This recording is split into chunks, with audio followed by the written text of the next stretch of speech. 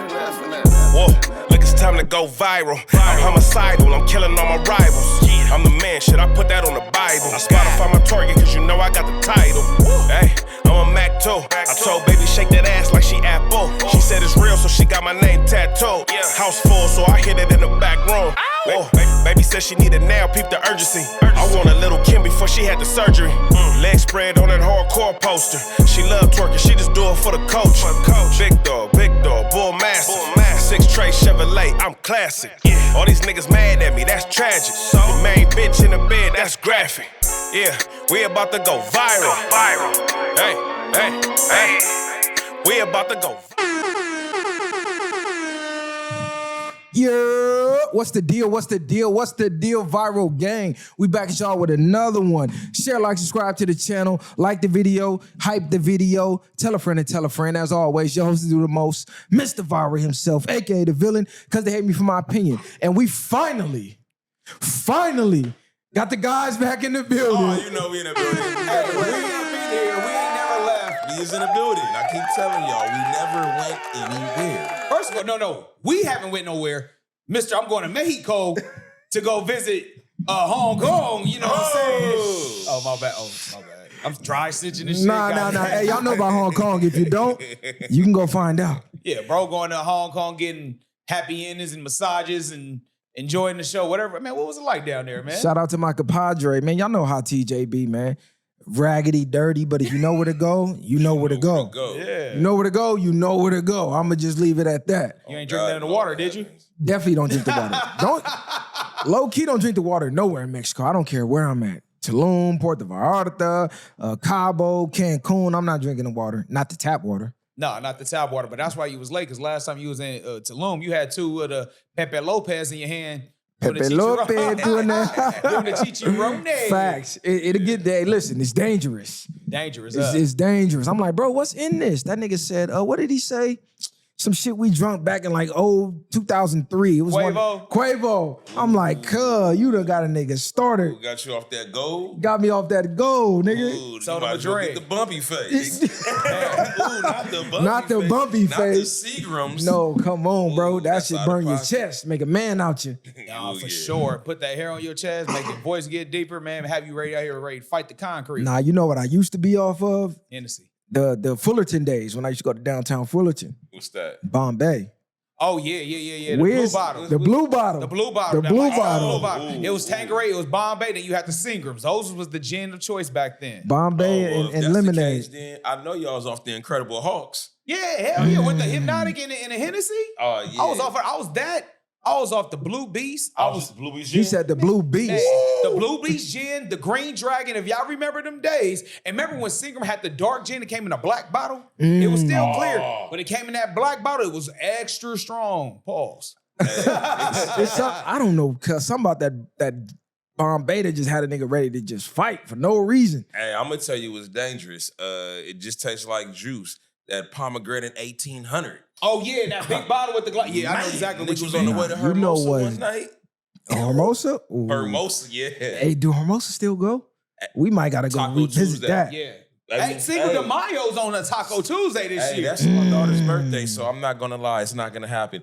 And the Cat Williams show's that day. I just saw the tickets. So the bro-in-law called me, asked me did I want him, but baby, she not feeling Cat. So she's like, no, she's like, well, I'll go if you go. I'm like, why would I want to go somewhere that you don't want to go? Like, I know how you act when you don't want to be there. When you don't want to be there. So you gonna fuck up the whole vibe. Yeah, I went to see Cat twice. I went to see him on New Year's, like 2 years ago. He was on stage 10 minutes. And then I went to see him a second time after that, and he wasn't really that funny. Then I watched his stand-up.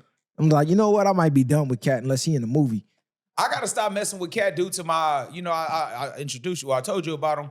Man, Trey the Truth, Too Tall. He was a bodyguard for Queen Street Blood. You know what I'm saying? He's like not the 6'7" joke, but he's really like 6'7". He just got off on a little, case of unaliving somebody for Cat. And, I gotta have to fall back on Cat. And then when we have seen the special, it hasn't been the best of his works. I think his comedy days are done, man, at this point, as far as stand-up wise. You think that interview ruined him? I think that the interview was the height of Cat, and then after that, that's it. He was Because you gotta build. Because now it's what next, and that was like his big. You come out like that haymaker.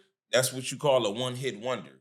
So, but not that he was like that in his career, but from that point, that was his final act. Huh? Yeah, that correct. Everybody's looking for the next dirt. Who you finna expose somebody? Fuck these jokes, nigga. Yeah. Tell me about another party or something. Exactly, because nobody's coming to see you for your comedy at this point. They just want the gossip. Yeah. That's all it is, or they call it tea, whatever that is.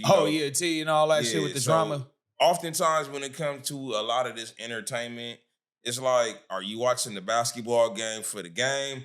Or you there because you know this player dates this woman? Or, you know, everything is a circus now. People are not actually authentically doing what their craft is no more in terms of entertainment.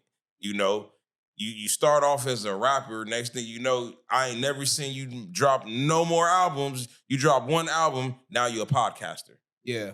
Which is nothing wrong with that. I'm just saying it's kind of like people just throwing the bait out there to see what's going to bite. And, well, wherever I'm good at, wherever my lane is, that's where I'm going to go. Even though you started off in this lane, but is that what you were really passionate about? Well, I'm going to say this. Some people can adapt. Some people can change. I'm not going to say narrow people into a box because, like, you know, I use 50 Cent as an example. He started off as a rapper, but now look at him now. He has a lot of hit TV shows. So I don't want to, like, put nobody in a box. If they're skilled at it, be skillful at it. But what I don't want to do is all of a sudden you make a rap album, now everybody's starting to podcast it, and now the rap game has no music. It has no substance to it. It's pretty dry right now as far as the rap game. But you brought up a point about basketball players. The hot news is the Klay Thompson and Megan Thee Stallion situation. Oh, let's talk now, about it. Personally, I truly don't give a fuck about the relationship itself, but it's been all over the algorithm. It's been out there so much. Every woman is talking about it. Every man is talking about it. And I'm going to speak for the men slightly for a second. Klay Thompson was somebody before he got with Megan Thee Stallion. I don't know where everybody's getting this whole, who is Klay Thompson? He came out of nowhere. Meg made him. Let's just be real. Klay Thompson was a splash brother before there was a Meg. He was one of them guys at Golden State. Man, let's just be real. Before they moved to San Francisco, they was playing in Oakland at the Oracle. And let's be real, he was hanging out with Too Short, E40. Know what I mean? Bro, Klay Thompson been a player from the Himalayas. His dad played for the Lakers. He was born and raised out here in LA. He was raised out here. You don't think he had that in his blood? And let's just be real. When he went up to Oakland, they all know they keep it P out there in Oakland. Shout out to the Oakland and the Bay. Bro, they keep it playing. He out there hanging with E40 and Too Short. You didn't think he had that? But what it was, they played him soft because he light-skinned. If he looked like any one of us, they wouldn't even have that image of him. Hey, but go ahead. No, I was just going to say, so even then for the guys, Klay was somebody. Meg never made him. Now for the ladies, I don't know why y'all harping behind this relationship. Meg was never engaged to this man. Meg was never in a long-term relationship with this man. Yeah, she did a song about being happy. But again, that's a woman who's always talking about twerking. Everybody say Megan needs. She became an adjective. Needs like Megan because all she was known for was twerking, popping pussy, popping ass. Now she makes great music, but all she put out there is that. So what do you expect someone to take serious if you're always projecting sexual energy? You know why they are so hell-bent behind this, the women you speak about? Because they're losers. They live vicariously through these women, these public figures. That's why you have things called the Beehive, the Barbies, they're the Swifties. You don't hear none of these names attributed to men. Like, yeah, we like our athletes. You know, we admire Kobe, Jordans. You know, we got that. But we don't have a name for it because we're not a cult following. We don't vicariously, at least not these group of men, we don't vicariously live through grown-ass men. I will absolutely admire you and what you do and what you about, you know, and if it resonates with me and you're on the same type of time I'm on, that's fine. But to literally vicariously live through these people, this is a sickness. This is where low self-esteem comes from. This is the internet in a nutshell. You are really living your life predicated upon what an individual who don't know you from a can of paint is doing. Not only that, you've seen her character for what it is, which is quite literally shitty. She's a liar. Free Tory Lanez. Free Tory, man. Listen, y'all all saw the moment at that award show where she was at the table with the long ass fingernails on. She the only one yelling and twerking and popping her motherfucking neck. And Klay just like this. It was at this moment he knew this was over. Meg propped her entire image on having wet ass pussy and telling the entire world and having a roster of industry niggas. She had a hit list and she hit them all and then some. Then lied and put a nigga in jail allegedly. But we all know what the fuck happened. You think he didn't see what happened? He just wanted to be added to the list. That's just what it is. He heard the rumblings through the industry. Man, that WAP, yeah, she whopping for real. You heard Blueface say the top is out of this world. I still want dibs at it. Shit, fuck. Let me be the next contestant on the Summer Jam screen. But that's not nobody you wife and you settle down with, period. Now, I know all the women, the 304-ism is highlighted as liberating. No, you're just a whore. You're a slut. You're just a whore. No man wants to wife that. It's for a good time, not a long time. He had his good time and he got on. And as far as this whole cheating shit, I'm getting tired of telling y'all, it's not cheating, period. Men are not faithful through our dicks, period. Especially not rich, famous in the NBA. It's not happening. And you said he's over what, 6'4"? He's everything that y'all put on these imaginary lists.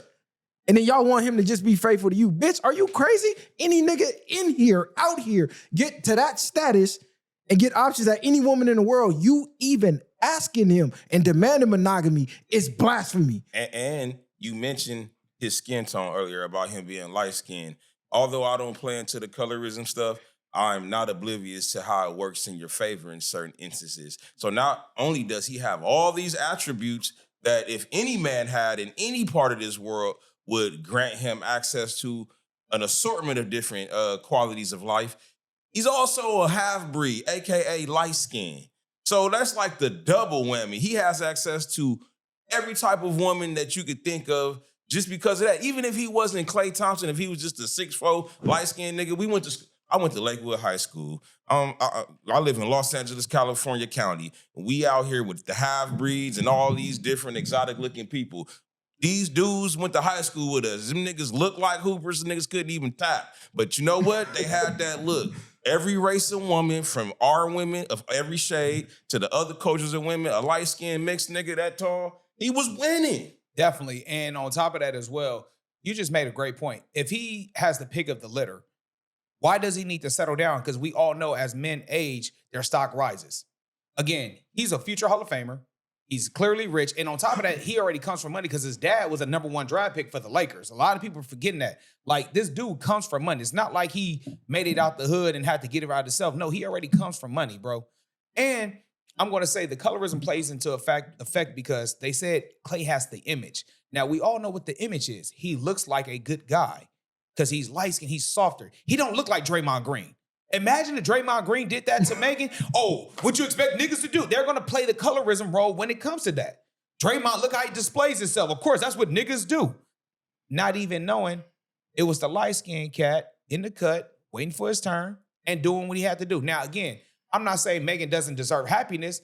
I'm not saying she may not find her guy, but it's hard to turn a hoe into a housewife. It's hard to find a woman of her status to find a man that's equally yoked. And like you said, she's already in industry. So you now, when she's out networking, doing these award shows and stuff, how many exes are we going to bump into? How many niggas dicks you sucked in this party? Oh, God. How many niggas is sitting in the corner, huddled up, like, yeah, you hit that too? Oh, man, you know that move where she put that leg up and get to throwing that left, right butt cheek? Come on. Because cats get into detail. As juvenile as this sounds. It is, yeah. And it is juvenile. However, even at 40, every now and then I have to reel myself back in. But when we get to talking amongst each other about some chicks that we're all familiar with, because, you know, when they walk up and all of us didn't hit, yeah, well, hey, did she hit you this way with your leg? Like you said, man, she hit her with the Rico. Yeah, so I had to put my leg up. I say that, correct. So I say all that to say, us as men know that. So what we don't want to do is be in any atmosphere with a woman knowing that men are snickering at us. They're not, they laugh, quite literally laughing at me. Yeah. That's what we do to each other. When we see a dude in the building with a for sure known bop, everybody know except you. Oh yeah, you're the joke. You're the butt of the joke. And it's some same niggas that say, what up, bro, to you. They still texting her like, hey, will I be able to see you? And you know what I'm saying? When you free. At the same time. Exactly. Like they at this point, it ain't your fault, but you have no respect. It's childish, but that's how it goes in this man players type stuff because you should have known better. You should have took off your rose-colored glasses. And because you didn't do your homework, these are the consequences of dealing with a bop. This is what y'all got to understand. Women don't understand this, but every man does. Your woman will make or break you as a man. You could be the richest man in the world. You could be the hardest nigga. You could have the most bodies, whatever.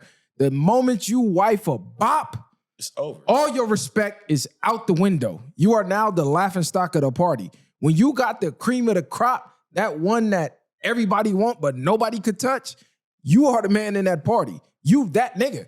You could be an average nigga working at Best Buy and walk in with Jeff Bezos and Mark Wahlberg and all these niggas. If you got that one that they all want but they can't touch, that just rolls your stock. Hold on, who is this nigga?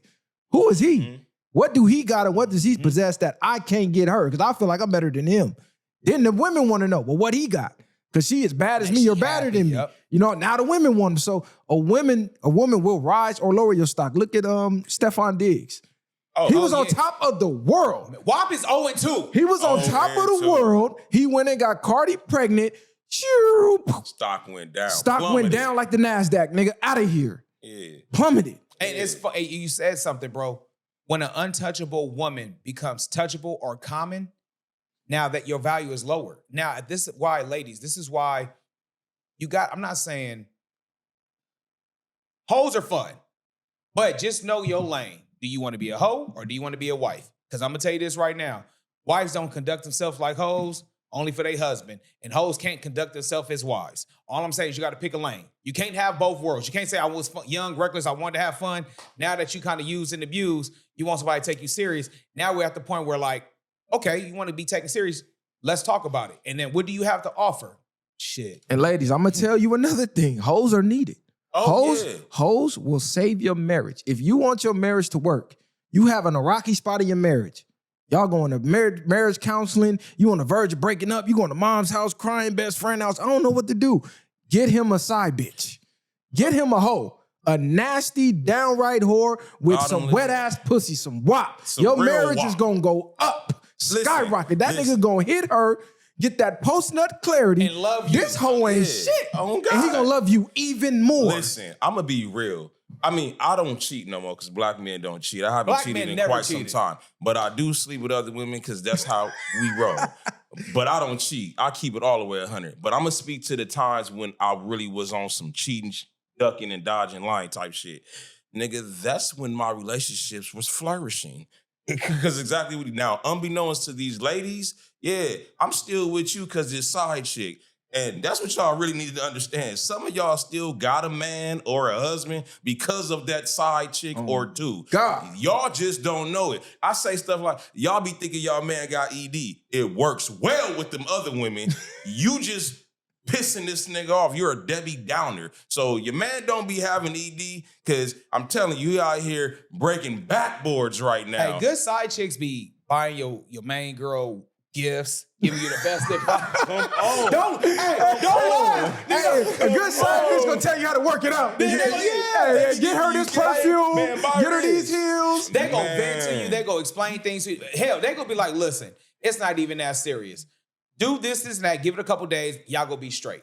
They will really give you the best advice. A good side chick will, because she understands her role. She knows for you to be happy with this, that's when she gonna get the best version of you. So that's why. Man, that is a fact. You the best version for her, you gonna be the best version for her. Come on, bro. I'm trying to tell you. Because let's just be real. You can't be out doing your thing with your side chick when your house is unhappy. No, it ain't gonna work. Exactly. It's not gonna. Now you venting to her. You fucking up her quality time. Because it took, to quote Wayne, call him your husband, call me at nighttime. The same rules apply when you dealing with your side chick. Your side piece, whether it's known or unknown, when you doing some extra credit shit, that's supposed to be just what it is. Extra credit, fun. There should be no arguing. There should be nothing traumatic about that shit. It should be all pleasantries. Walking this motherfucker like Coming to America, roses on the floor. All of that. Incense burning. All of that. It should be nothing but love and And happiness. to the ladies who keep asking, well, if you want all that, why not just be single? Bitch, because we still want a wife. Oh, God. We still need and want a wife. Companionship. This over here is no fun without this over here. The something on the side ain't as fun without the main dish. Do you go to a restaurant and order all sides? No, bitch. You want the main course. You get sides, you get the appetizer and dessert. Hey, motherfuckers, What is you talking about? Hey, motherfucker, go to steak 48, just order one ribeye. Nothing else. I know you lying. Exactly. I know, man. Let me get some of that, them Brussels sprouts. Give me the Come Brussels on, sprouts. Brussels sprouts. Some be- mashed and potatoes. potatoes. Man, come on, bro. Set the whole meal off right, don't it? That part. Then you Put wanna some go of to that Handles Parmesan over it. Go to Handles after, get the ice cream, because you know they got crack in it. Exactly, I bro. don't know what's in it, but they got crack in it. Now, all I'm saying is this.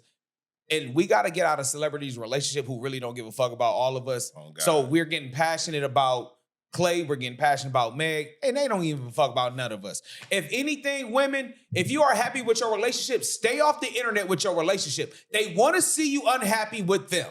If you're happy with your man, stop posting them, stop glorifying the relationship. Because the moment it drops, the moment they say any rockiness, oh yeah, girl, I knew he wasn't shit. Woo, they go hate on you because they really wanted your man because they seen how happy you were with him. And this the coldest part.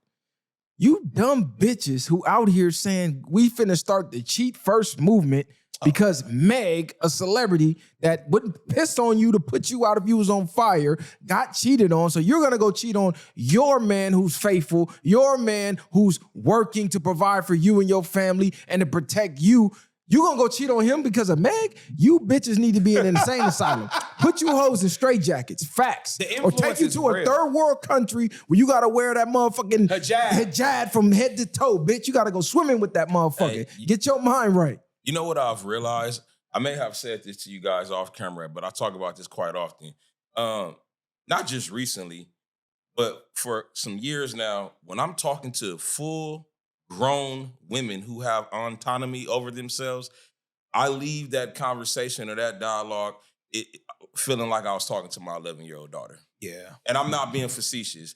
There's times I quite literally talk to full-fledged grown women and your rhetoric, your way of thinking sounds like my 11-year-old daughter, whom I be on her helmet about the stuff that come out her mouth and her way of thinking. So for you to be a 30-plus-year-old woman and have the mindset and thought process that you have as a full-fledged adult woman with children, by the way, whom you're supposed to be raising, asinine. It's absolutely atrocious. I'm very passionate about it because I'm watching this play out in real time. So I'm not really sitting here trying to be funny or facetious or just bash y'all. I watch this play out in real time. I have neighbors that I'm watching this play out in real time. Fatherless activities. This is the thing, though. I always say women are like overgrown children. So when I hear women say, why do you date younger women? To the guys who do, you do realize it's not that much different than dating older women. Because the older woman mindset today, they have the hive mind due to social media. So the older women are thinking like the younger women. If you notice from A to Z, from 18 to 80, they all low-key got the same mindset. You gotta really sit and think, what the fuck is wrong with the world where a celebrity relationship, 9 times out of 10, those be fake and part of contracts come on. and all type of shit. They be planning the breakups and everything, is dividing people in real life. Meg and Klay is not responsible for men versus women. I'm seeing men celebrating. I'm seeing women celebrating. On either party, you got to sit back and go, okay, hold on. Something is wrong here. Yeah, it's cool that, oh, whatever, you felt like you was empowered. But what about your real life, though? You don't have a man, bitch. Nigga, you ain't got no bitches. So neither one of y'all be celebrating. Y'all really got to get it together, man. Celebrities should not have this much influence over your life. I'm literally seeing women say, I'm not never dating a man again. Wow. I lost all hope because of Klay. Bitch, what? Damn. Listen, a bitch got on the internet, got the rocks, the crystals, she got the sage and all the witchcraft shit, and put a curse on Klay. But you didn't put a curse on the white dude who went and hung the black women in Tanzania. You more worried about a celebrity breakup than you are black women getting unalive. You bitch is sick. Mm-hmm. Oh, yeah, it's one of those pick and choose. That's what people do, particularly, again, the topic is about women, so If you feel like we bashing you, who gives a fuck? You guys are childlike. That's how they think. They make everything make sense in their mind. Either they're gonna spin the narrative. If they don't come out on top, it's an excuse. It's a reason they were a victim. They're gonna villainize the opposition in some capacity if it doesn't work in their favor. As long as I'm gonna tell you how they work. Look at friend groups with women. I've been watching this since a child all the way to now. Everything be great between them until they have a falling out, right? And then they start spewing all their deepest, darkest secrets. Oh, that wasn't even Damian baby, or you burnt. So that tells you right there, they will turn on you at the drop of a dime. They do it to each other. And it's the cold part. Shout out to the women that I seen applauding Klay for leaving. For saying, what you expect him to wife a hoe? Oh, God. See, get it understood, ladies. Hoes make the best housewives. You just can't make a whole housewife. Yeah. I'm going to say it again. Hoes make the best housewives. Hoes know exactly what a man wants. Hoes is freaks. Hoes usually know how to cook. Hoes know how to go out and have a good time, have fun. They let you have fun. The problem is they just hoes. They hoes. They just hoes and you can't wife them. But you need them. Hoes is cool as fuck. Every man need a good hoe. That's just a fact. Yeah. Hey, it go together like peanut butter and jelly. It's a fine balance, man. It's a delicate act that you got to know and understand. And like I said, fellas, don't allow that shit to dictate your personality, bro. Have fun with the hoes, but just know what's for fun and what's for real life. And I'm gonna throw one curveball in here. We're not gonna get deep in the conversation. I'm gonna save it for a live when I'm solo. But on the topic of circumcision. On the topic.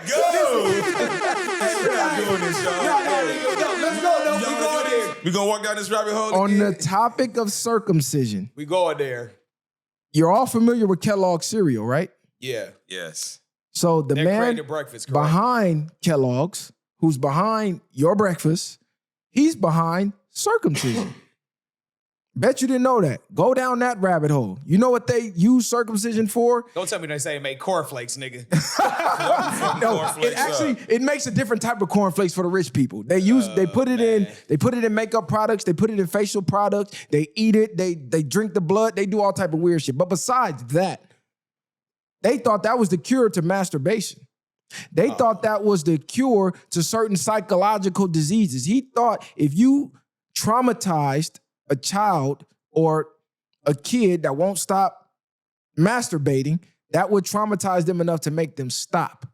Go down that rabbit hole. They did some vile things to little girls and women too. Go look down that rabbit hole. So the whole time they finessed you into thinking, oh, this is for cleanliness. Bro, go look down the rabbit hole. I'm telling you. Like I said, I'm not going to get into full detail because y'all not going to believe me on the show. Uncircumcised without telling you uncircumcised. Pause, this nigga crazy. Listen. Hey, the comments was going crazy when we were talking about Get that. you a hat that say, what's that? Pull back gang, make circumcised great again. Yeah, Bully get you a hat. Just go and get you a hat. But speaking of influence, though, real talk. So over the weekend, $217 million made over worldwide. 97 domestically. Michael Jackson. Praise God. We got to talk about it, man. The Michael Jackson movie. Talk about influence. One of the biggest celebrity to ever live. A black man, by the way. Have we all seen the movie? I haven't had the pleasure of seeing it, so I'm gonna allow y'all to put y'all sense in on it. I haven't seen it yet. You saw it? I definitely seen it. I did my homework. All right, I saw it as well. So for me to go first on this topic, do I think the Michael Jackson movie was good? No. Did the acting and performance of the music video? Phenomenal. But the story itself, watered down, sanitized, it was a money grab. We didn't talk about how Michael Jackson owned the Beatles catalog. We didn't talk about how he got addicted to drugs painkillers after the burn on the top of his head. We didn't talk about a lot of details of Michael Jackson's family. We didn't even talk about that he was really a Jehovah's Witness, and they're talking about his childhood growing up was terrible because of Joe Jackson. How about he didn't get to celebrate holidays, his birthday? Because if you all know Jehovah's Witness, they don't celebrate those things. See, we don't get to touch about those type of things. We just say he overcame Papa Joe, and Papa Joe was a bad man. If it wasn't for Joe, there would be no Michael Jackson. God. And we're going to have to talk about that, but I'm going to let you get on the movie. But I'm going to just say this.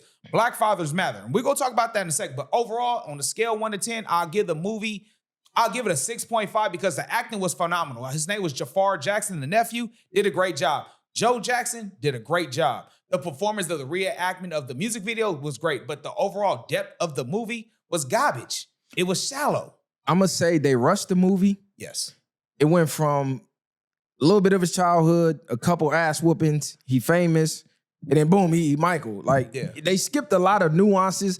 And I'm like, I was thinking to myself, where the fuck is Janet the whole time? Couldn't find out Janet did not approve of the movie because of a lot of things that you just said. She said, my brother was real complex. He had a lot of personal issues and battles that he had to deal with, and they didn't want to put none of that in the movie. She only wanted to co-sign the movie if they was going to give you the full Michael. He was just happy the whole fucking movie pretty much. Outside of getting the nose job and a couple ass whoopings, he was just fucking happy. They never showed the industry coming after him. Like they didn't show any of the nuances early in his career, right? Just everything. The blackballing, I mean, they didn't put the pedo allegations. Like I think at the ending, they should have left it on a cliffhanger of once he's at the top, boom, here come these PDF file allegations. Because they said they're gonna make a part 2. Now, with the PDF file, I think this is what they're alluding. I know you probably caught this. Did you notice how they kept referring to Peter Pan, Never Never Land, and how he didn't have a normal childhood? Right. So he was, every time he go to the toy store, he wanted to just kick it with kids, and I'm living vicariously through children. And I see that they were trying to bridge that to make it seem like because he didn't have a normal childhood, that everything he did in his spare time outside of music was childlike mentality. They always spun that narrative, so they're continuing it. Yeah. But basically, if you know the real story, he was the only one who wasn't a PDF file. So think about the Epstein files now. Come to find out, everybody who accused him, they were the PDF files. He built the Never Never Land to save them from going to the island, which Macaulay Culkin co-signed that. But as far as the movie, the acting was cool. I did not like the AI chimp. Mike had a real fucking chimp. I think that actual chimp is still alive. Bubbles. Like you could have got a real Bubbles. I did not like the AI chimp. His nephew, he didn't start looking like Mike to me. Like really looking like Mike. Jada Pinkett at first to me. Until like bad Mike. When he had the hair, I was like, okay, he looked like Mike. The Pepsi thing, they kind of brushed on it, but they flew past that. The Villalago, they didn't spend enough time on that, on how he battled with that, right? They showed his hand. It just was kind of, Mike's story is too elaborate to rush through it. They didn't show the Moonwalker movie. And I didn't like how they did the Crip scene. Like the Crips and the Bloods were just in there just pop locking before Mike got there. Like, come on. We knew Mike was loking and all that, but come on. And I'm going to go on the record to say this. Joe Jackson is the real MVP. Fat shot, man.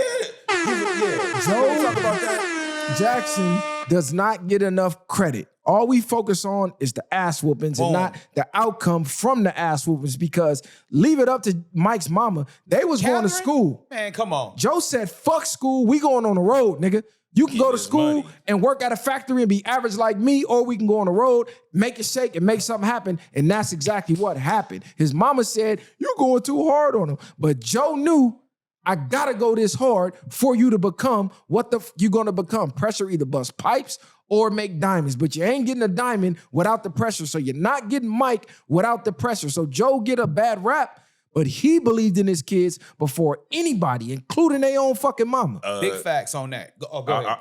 I don't know who I heard said, but someone was speaking about Joe Jackson some time back. And one of the things they said in reference, talking about him whooping that ass, but all that hard discipline, he said, you ain't never seen them and or Mike specifically ever miss a step. When I'm talking about pristine and crisp, think a time anywhere in Mike's career or the Jackson 5, then up to their most recent performance. You've never seen and or heard, there's no unseen footage of them ever not being on point.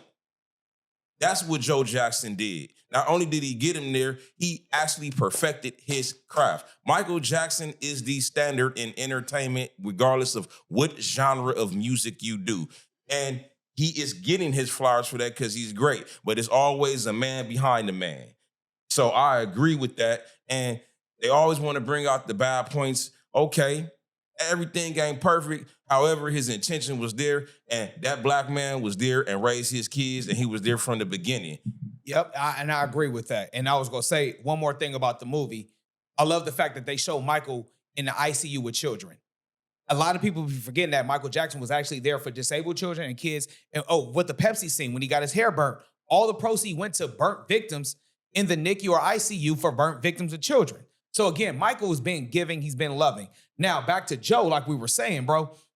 Shout out to his mother, Catherine. She was a loving woman, but everything needs a balance. The mom was the nurturer, she was the loving. Back then, corporal punishment wasn't even a thing. Whooping your kid's ass was the norm. We're just saying it now because we're sensitive to society to this day.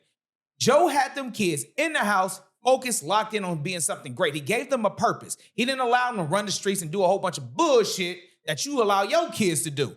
They didn't get to sit and play the video game or the tablet back then. They didn't have tablets back then. But he allowed them to be focused and he got them out of success. If there was no Joe Jackson, they would still be stuck in Gary, Indiana, working at a steel mill. Straight up. That's a fact. That's a fact. And black fathers are villainized no matter what. No matter what. Look at Lonzo Ball. Lonzo, I was gonna bring him up. Serena Williams' father. Serena's father. Villainized. Richard Williams, that's his name. Richard. It don't matter if you beat their ass to success or you love them to success. Either way, you're gonna be hated as a black father. Period. Beyonce's father. Beyonce. They act like he don't exist. Like so, he created Destiny's Child. He gave y'all not just the group. He gave you Beyonce, who was the second coming of Diana Ross. Like, you understand? With this man, not only did he produce it from his loins, he, once again, gave y'all y'all Shiro. Yeah. That's y'all Shiro, right? The Beehive, respect game. Y'all love her more than you love her damn father. Not only did she come from his nutsack, he put her out there. He's seen the talent. He made them run laps, sing while they were running. It was things like that you guys don't understand, the sacrifice of being success. It's not always fun and glamour. It's actually work you have to do. And that's the thing about it. When it comes to work, us as black fathers, we push that on our children because we know the obstacle they have to endure when they go outside these walls. They have to be better than the others. They have to work twice as hard just to get the opportunity as our fellow white brothers. You dig what I'm saying? A lot of stuff is not nepotism for us. A lot of stuff is not handed down because our family has it like that. No, we have to go get that shit at that time. And so again, a work ethic like Joe, who worked in a steel mill, he had it hard, placed that same work ethic in his children. That's a form of love. See, people forget that tough love is still a form of love. It may not be the nice, nurturing, goo-goo gaga like a mother does, but tough love is still a form of love because it's protective. It's allowing your children to be independent, allowing them to create opportunities, not just beg on handouts. See, that's where we got to start understanding. The way you love is not the way men love. They have love languages for a reason. Act of service, communication, physical touch, quality time, and gift giving. Those are like love languages. But for men, we want our children to be better than us. So that's why we're hard and we instill that tough love in our children because we want them to succeed us and don't have to go through the BS that we went through as children. We want them to overstep that and rise above it. One thing I did like about the movie, it set the tone for the next generation to appreciate Michael's greatness and to be able to witness it. Like my kids got to see that. What I got to see when I was a kid and really truly understand the magnitude of how famous dude was. When he got those bags and bags and bags of mail. I said, your generation, now to just be a DM. Celebrities this is how you had to DM your favorite celebrities. You had to write a literal letter, find out where they live, put a post stamp, take it to the mailbox or the motherfucking fan club. That's commitment. Those are real fan clubs. When he left his house, bro, he had hundreds of people in front of his house every day just waiting, just to faint, just to pass out. I know we like to say Chris Brown is compared. It's not he ain't close, doing that. bro. He's not doing that. You take whatever Chris Brown is, magnify that by 1 trillion, and that's Mike. Yeah. People went to his concerts and damn near went in a cardiac arrest when the nigga just pop up with a glove and stand there. And Mike is the reason why the Super Bowl halftime show is popping now. He did the first Super Bowl halftime show. 1993. And that's why I'm saying that wasn't even part of the movie. Bro, he went over the halftime time because he stood there while everybody was applauding for him. For like 2 minutes straight. Just stood there. That's iconic, you bro. never seen nothing like that. That can't be recreated. So there is a such thing as demanding, and then there's a such thing as commanding. Mike is the epitome of commanding. He commands an audience. His presence, when he's not even performing, you know how cold Mike is? Mike's so cold, he went to an Asian restaurant and asked for his cheeseburger. I bet you they made it. Of course. Mike was so cool, bro. He was doing this thing called fishing, where he'll just drive around the car. Yeah. And fish. Look. Look at that fish Get right her. there. Here, come here, girl. And people don't understand, man. Mike was a real nigga. Come on. Mike, that's not his real voice. Mike's voice deeper than our voice. Oh, come on, bro. His real voice is deep. I seen Akon said something. He said, listen, Mike couldn't be masculine, threatening physically, and threatening with the money, threatening with the mind, and threatening with the cultural influence. That's automatic assassination, termination. They got to get you out of here. You a quadruple threat. Damn. Oh, absolutely. So he had to play that, oh yeah, Mike, soft role whole time. Mike a real nigga. They said Eminem dissed Mike. Mike didn't say nothing. Went and bought all that nigga masters, all of that. Every time Eminem performed, he getting paid. Hey, it's funny bro. That's why, look, man, it's like Shaq and Kobe right now. Because I had a question where I was going to say, because now we can kind of segue on. It's still about Mike, bro. The question I got is basically this. What does it mean by being black? Because it's multifaceted way of being black. You dig what I'm saying? And I was going to say is, my experience of being a black man, your experience being a black man, yours, it may be similar, but we have different ones. And like you just said, with Michael Jackson, he had to put off this less intimidating factor to appeal to the masses. You dig what I'm saying? And I remember growing up, I assumed that every black man had to overcome some type of struggle and make it to be black. I thought that was the black experience, but that's not. It's not everybody's experience. So the question I really want to ask y'all is, what does it mean to be black or be a black man? Because like you just said, Mike had to tone down his blackness to be successful, even though he's been successful from his childhood. In my experience, it's been a mixture of different things. It hasn't necessarily been a negative experience in my 40 years. I really can be honest with you. As a black man living in America, I haven't had the horrendous experiences that most people have had. But I do pick up on undertones. I do understand what you're saying, and I think I go through it more now. I'm a man. I'm very masculine. I know I'm masculine. I get told that all the time. And masculinity already intimidates people.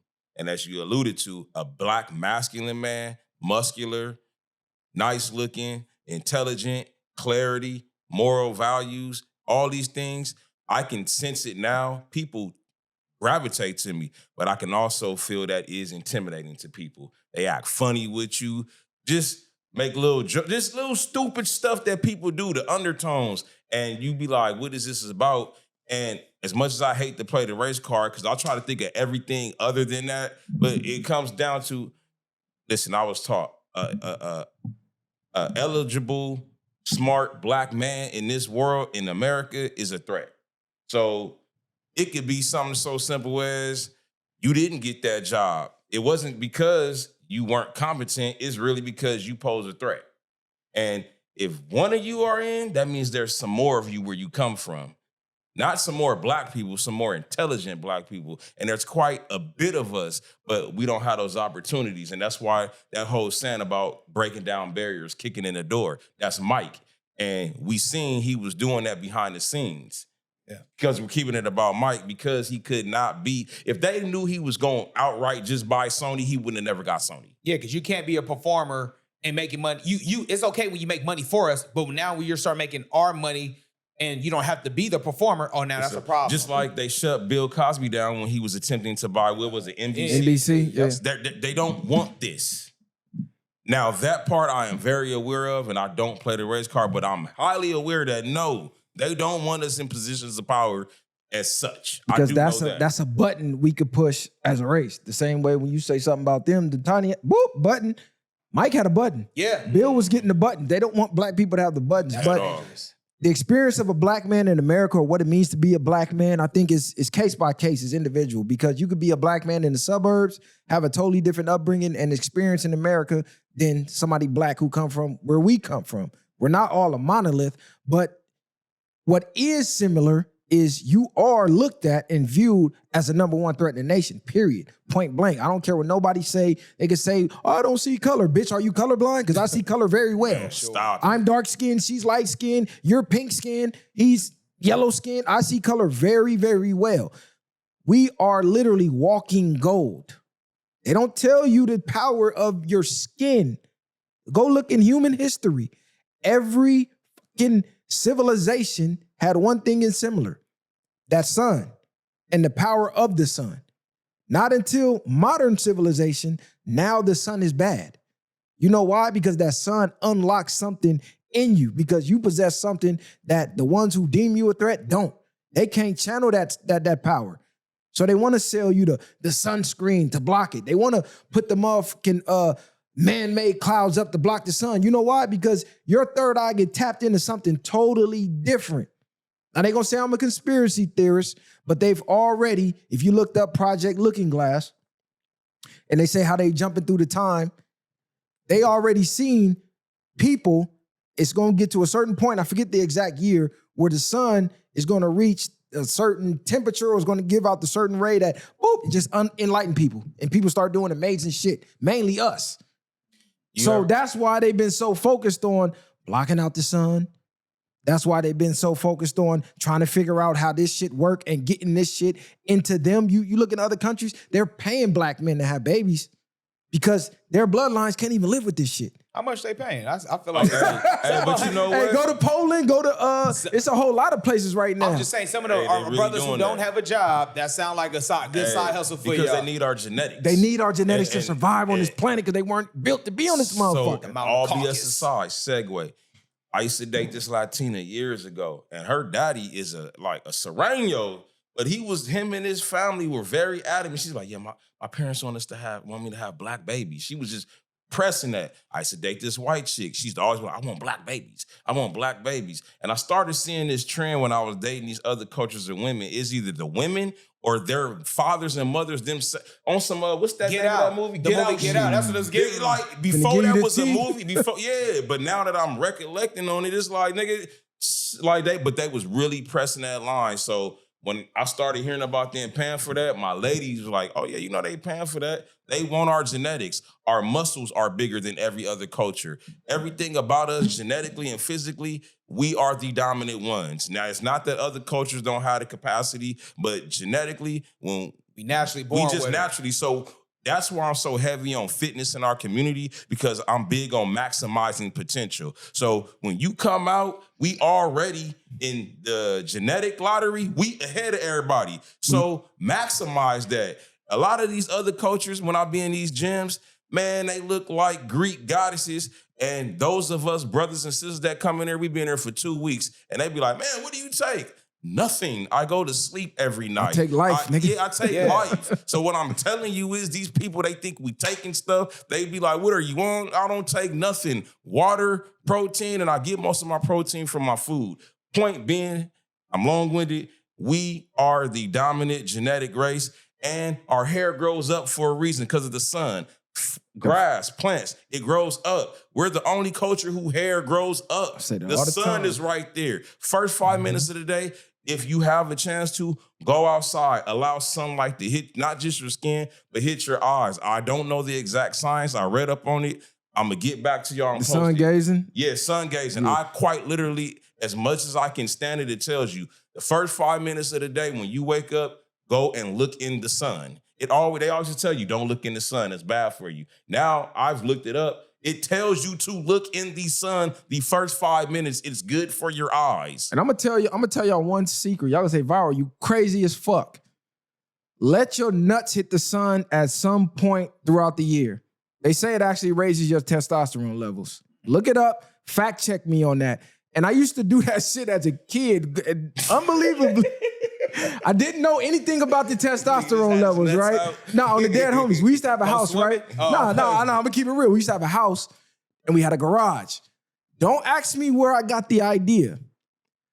I downloaded from the source, but I was just thinking to myself one day, damn, every part of our skin touched the sun except for our genitals. Like, it gotta be a reason that this motherfucker's supposed to touch the sun. That's what I used to think to myself. Like my nuts should touch the sun. And it raises your testosterone levels. Come to find out, 30 years later, I start to look the data up. It actually does raise your testosterone levels. Look it up. Fact check me. So in moderation though, because too much heat cooks our sperm. I don't know about that because they naked in Africa. They naked in Congo and shit. So only thing I know, they so said I at least look back into it again. Yeah. I forget the exact amount of time, but this is peer-reviewed scientific facts. Sun your nuts. Sun your nuts. Sun your nuts. Only one episode. Boy, this one's gonna go crazy on that. Sun your nuts. Hey, listen, and that shit make your shit bigger. I'm trying to tell you. You about to have. Pause. All you gotta do is look on the motherfucking map, look up which continent got the biggest slongs and which one of them continents wear the least amount of clothes. They dick and balls in the sun, bro. The motherland. That's all I'm saying. The Motherland, Aborigines brotherland. is over there in Australia. That's another hot spot. So pause. But that's another place where, they have tribes and they naked or half naked. So I can see that. That's why I believe when they say there's one like big cloud and nothing is new under the sun. All the information in human history is in the cloud and you just got to catch the thoughts. Because there was no reason. I'm in the 6th, 7th grade thinking about that shit and never read it, never Googled it, nothing. I just knew for no reason my nuts should be in the sun at some point. So you mentioned testosterone and I've been heavy on that recently, particularly with the men. Get your testosterone levels right because you need it to function, build muscle, keep your brain functioning well, and quite literally, we talking about sexual health now. You spoke on circumcision, the genital area, bro. You ain't smacking no cheeks if you don't have quality testosterone, and a lot of you guys don't. You be sitting here bragging in your friend groups with us. Oh man, I'm out here knocking shit down. No, you're not. You lose testosterone every year from the time that you're born. You lose a percentage. It actually increases past the age of 30. Now, there's ways to keep it level or up. That's through exercise and diet. A lot of you cats, you abuse alcohol. The foods you eat are killing your testosterone. You're not doing any activities. So you just laying there, you what's that? You flaccid. You out here flaccid. You just a living, breathing entity, my nigga. Because once your dick died, nigga, why are you living? Hey, look. Why are you living? Hey, look, all I'm going to say is everything they told you was a fucking lie. We walk around with shoes on all day. Your feet is supposed to touch the ground. They call it grounding. The earth gives off energetic energy, and your feet absorbs that. Why do you think you have so much energy as a kid? We used to be outside barefooted running. At the park running. How many times you let your bare feet hit the ground as an adult? Almost never. That's why when you hug a dog or you hug your cat, you get that energy because they're outside absorbing all of that. That's why when they say when you're sick, you should hug an animal, hug your dog, hug your cat. Or they used to call them tree huggers. Them motherfucking tree huggers, they knew something that the scientists didn't want you to know.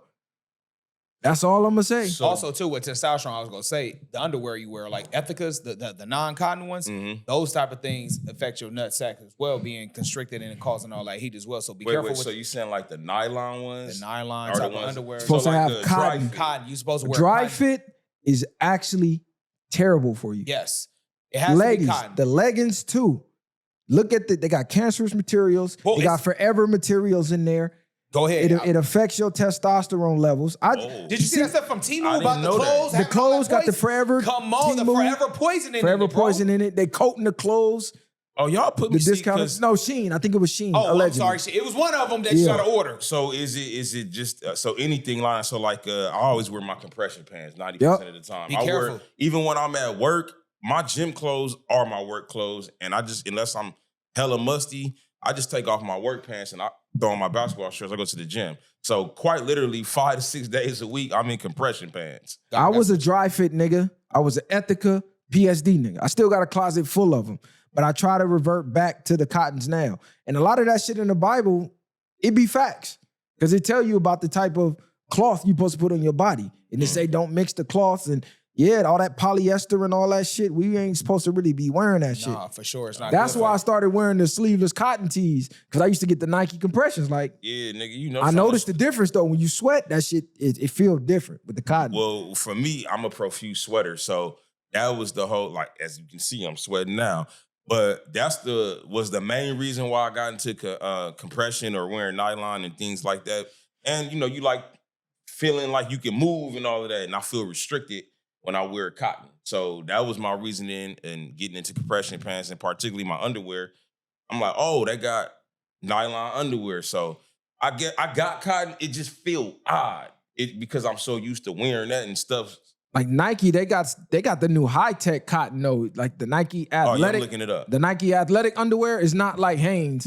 Cause I know what you mean. Like the shit get the rolling up, and the Nike, they got some new shit. It's almost like dry fit, but it's cotton. So I just started buying them like crazy. I be at the gym with the Hanes on, bro, catching myself doing this. Man, I got Hanes, man. All the day. only time I wear my Hanes or anything cotton is when I run out of all the nylon. Yeah. So that's my last resort. And I hate when I have a ton of them, but you know how I go with laundry. You finna wait till you get to that last pair of drawers. You can have 100 pair of drawers. You ain't gonna wash till you get to the 100th pair. Well, I'm proud of you brothers for saying, because nobody said they still got the old school boxers, the ones like Christmas wrapping. The knockers. Hey, the knockers. Niggas still wearing boxers. Man. Nigga, I've been wearing boxer briefs since senior year? My senior year or right after my senior year? You either fresh out of jail, out of prison, or you homeless if you wearing the knockers, nigga. Nigga, the knockers, nigga, when you dried them, they caught on fire and they got holes in there. I don't know what that shit was. Them was like plastic boxers, nigga. Man. Then they get drunk. You got to tie them. Oh, my God. Man, nigga, hell like a no. straight worn out white tee. Man, like a smoker. Can't do it. Yeah. Can't do it, man. But nah, for real, fellas, keep your testosterone levels up. And for those of you guys in the gym that's working on that or not aware of it, do a lot of leg exercises. You release testosterone, which helps your upper body build. Specifically, start getting them RDLs. Those are Roman deadlifts. By default, you are doing what is called Kegel exercises. And for those of you who don't know, they tell women to do it a lot, but men, you need to do it too. We have something called a PC muscle. That's the muscle you use to stop yourself from pissing. So you're supposed to be doing Kegel exercises, and a way to do that is through doing squats, lunges, RDLs. You're going to use your PC muscle, because anytime you squat or you stand up, what do? You squeeze. Dr. Rod in the building. Man, Dr. Hey, listen, Dr. bro. Rod. I'm really take it serious. Yeah, I take this serious. I'm very passionate about it because I understand when you treat the body right, how it works. I'm living testament of it, and I know both sides of it. I know what it felt like before I got serious about it. I know what it's been like over the 20 years when I start slacking. So you done the extreme. You're basically saying you know what it's like to be on both sides of the extreme. I know exactly where you haven't been active and haven't been eating right. So let me ask you this then. What was the motivation factor for you to say, you know what? I'm going to stay on the fit side. I'm going to stay on the more healthier side. What was something, or being on the extreme side, on the bad side, made you say, nah, I'm never going back there? Simply because my quality of life. When I'm not on my square, I procrastinate. I fall into depression. I start having idle time, and idle time, I start doing stupid stuff. The devil's playground, overly indulging in liquor, women, excessive spending, just all kind of stupid stuff come with that. And then you start burning the candle on both ends, and you start I've always been in great condition. So when you're in great condition, you can tend to go a little harder than others. Meaning, although I don't recommend drinking because of my health, I can afford to drink a little bit more. But you start doing shit like that. Oh, I get paid every week. I can afford to start partying a little bit more. I'm gonna get paid next week. So what? I spend this $700. You do stuff like that. Look, let me get y'all take on this, right? Y'all up on the DJ Vlad stuff? Boosie. I seen something about it. With the money with Lil Boosie. So Lil Boosie, as you know, boom, he became the DJ Vlad star. Every interview they did went viral. So Vlad was paying him $25,000 per interview. When 6ix9ine got out of jail, he did a tell-all interview, and Vlad said he paid 6ix9ine the most amount of money that he's ever paid anybody for an interview. So Boosie heard that and said, I need a raise. I'm the one that made people come with your platform when all the rappers said you was the police and didn't want to fuck with you. And then how you paying this rat more than me? So he told him, hey, I need my pay bumped up. Whatever the number was. I heard it was like $5,000 or something. Vlad said he looked at the numbers. Boosie, your engagement actually went down, so I can't give you more money because the engagement is tapering off. So we actually making less money. Boosie leaves. Boosie says he's starting his own platform, doing his own, him and his kids. What do y'all think about that? Do y'all think Boosie was out of line or was Vlad out of line? I'll say this. Numbers don't lie. Business is business. Boosie has to get out of his feelings. So again, it's only so much shock value Boosie can do when you're first telling your story. When he first got on, of course, we want to hear the Boosie story. We want to hear the Boosie tales. How was prison like? Whoop-de-whoop, whatever the case may be. Stories with Webby, whatever. But eventually, it's 48 laws of power. Once you start becoming too common, the Lord escapes. So now you're common folks. Now we know so much about you, your stock drops. When you up in the clouds, shout out to Jay-Z, somebody like that. When you out, we don't know much about you. Interviews are going to hit more attention is going to come because you rarely pop out. Boosie became too common, so he got too greedy with the money of as being a recurring guest. So Vlad is actually smart because if the numbers are dropping, the views are dropping, hell no, I'm not paying you no more money. Now, the rat that got out of jail, we all want to hear about his experience. We all want to hear the tell-all, be-all experience. You know, you was a dime move for a minute. You got colorful hair. They ran a train on your girl. We want to hear all that stuff because, again, this is him speaking on it. So, of course, same thing with Boosie. If he becomes a reoccurring character, the allure's going to drop and everybody's going to become like, all right, that's enough. I'm tired of hearing about this cat. So the allure technically dropped with Boosie, and so no one hears about him. Now, it's great that he's going to do his own shit with his kids because I feel like Boosie is talented enough and he is a comical, allure where he can do that on his own podcast, his own platform. So hopefully he can do something with Trill Fam because I would love to hear stories with him and Webby talking or him and, I can't say Lil Fat, but like, Mouse or something like that. Bring them on. I'm going to be real. I know people want us to hate Vlad and say Vlad is out of line and Vlad the culture vulture. Boosie out of line in this situation. Number one, you're worth whatever you negotiate. So you and Vlad negotiated a price, you agreed with the price, and you was cool with the price. Not until you heard somebody else's price, now you want to go back and renegotiate your price. But had you not heard, oh, you pay 6.9, what? You would have never cared about getting that $25,000. On top of, if you add up how many interviews you did versus this one tell-all, that $25,000 over the amount of time and interviews is going to be more than what he paid him for that one. And you got the consistency because every time Vlad need a moment, he going to call you. So this is going to be a year-round thing. And you still could have did your own podcast. That's the worst part about it. It would have been smarter to stay on Vlad, use the publicity from him because his platform's already built. He already got an audience with millions of subscribers. And then funnel them to your platform. And actually have Vlad help them funnel to your platform. Exactly. Bring Vlad on your platform. Utilize them. See, niggas be too emotional. You got to play chess. And you can't pocket watch another man, whether he a rat or not. If you think you was worth more, you should have just came to the table, in my opinion, and just said you wanted more for this reason. Not, oh, you paid him. Well, don't worry about what the fuck I paid him. Me and you agreed on this, nigga. You ain't got shit to do with what I'm paying him. Stay in your lane. And Boosie's going to find out real fast it's a difference between showing up and getting asked questions and leaving and showing up. You got to be responsible for the camera. You got to be responsible for the mics, mic checks. You got to edit the clip or you don't pay somebody. You got to put the clips out. You got to make sure they all over the page. You got to know how to create the viral moments because Vlad already knows what questions to ask, what people want to hear. You've been doing it for years. So it's a big difference. Can you carry a show versus just answering a couple questions? You right about that. That shit different when you got a host, nigga. It is. He's not shown that he has that depth or that range. His ceiling is quite literally where it's at. Like you said, the shock moments. Those are real moments that were very entertaining, that were funny. I thought the world of it. However, there's something in the industry, in acting, they call it being typecast. Well, you're typecast, bro. You've hit your ceiling. So, yeah, you're going to have an audience, but the reality of it is your audience is going to consist of nothing but a bunch of ratchet motherfuckers. Low-budget motherfuckers. And I'm not even talking about the Bougetto ones. I'm talking about quite literally the bricks, nigga. That's who your audience is going to be. Project Babies. Huh? Project Babies. Project Babies. And so, yeah, he was totally out of line simply from the business aspect of what you guys described.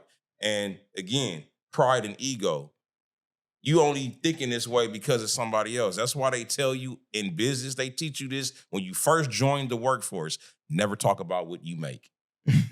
This is the reason why they tell you, even though 6ix9ine didn't talk about it, the reality of it is your business about what you make is out there. And then that's what creates this, well, why he getting it at? Well, if I must be honest, you're not as valuable in this moment. Yeah, you looking at it from a rap perspective, but niggas want to hear about this rap. Unfortunately, they do. That's where Vlad went wrong, voicing that he paid 6ix9ine more than anybody. Because if you paying a multitude of people, shit, none of them know what you paying the other person, because you're going to have things like this happen. I will say this, though. You got to put some respect on Vlad's name for the simple fact Vlad put his work in and he put his time in. Whether you're familiar or not, I vividly remember early 2000s, VladTV.com, before Vlad was in front of a camera or behind a camera with a voice, nigga. I used to literally go to hiphopgame.com. I used to go to hiphopHavoc.com. I used to go to soh.com, SOHH. I used to go to, and this was before WorldStar. I used to go to VladTV.com for all the updates. I remember Ransom went looking for Joe Budden, smacked the shit out of Joe Budden, man. I think that was Vlad's first viral moment. His shit took off. So, and he knew Boosie back then. That's the fucked up part. He knew the nigga back then, 20-something years ago. Half of these niggas he interviewed, he getting the interviews because when he was a DJ making mixtapes and then putting shit on VladTV.com, he knew them niggas when they all was on the come up. So Vlad, yes, he's done fuck shit. Yes, he's done culture vulture type shit. Yes, he has violated before. But in this situation, just this, yeah, Boosie, I can't defend it. Yeah, the lore has dropped with Boosie. And again, we love Boosie. We love his music. We love for what he was. He's an icon in the hip hop space. But again, we're in a podcast space. You know, people, after a while, his reaction kind of gets repetitive. You know, it's going to be very outlandish. And the shock value has dropped. So, and then also too, don't worry about what another nigga eat. It don't make you shit. And like you said, you had a strong point. You getting consistent money. You're a reoccurring guest. Be consistent with that, because consistent money is better than one large check and it burns out. I'm just saying that right there. Having a good, steady job is better than just coming up and hoping that it lasts. And this the cold part, because now he got beef with Ari Spears. You seen that? I seen that as well. Yeah. So Ari Spears, same thing. He heard what Boosie was making, looked at what he was getting paid, said, Vlad, I need a raise. So Vlad, same thing, goes, run the numbers, shows Ari Spears, okay, this is why Boosie's getting what he's getting. He's getting way more views than you. He's getting way more engagement. Ari Spears comes back with YouTube comments. Oh, the YouTube comments say they only subscribe for me. They only watch for me. Well, bro, this business. You can't take a YouTube comment to a business meeting. No, you quite literally can make a fucking ghost account right now and just type up some good shit. So Vlad's like, come on, bro. Like, let's be serious. This is the numbers. This is what it make. I'm paying you fairly. Ari Spears split. Vlad said, fuck Ari Spears. He ain't welcome on the podcast no more.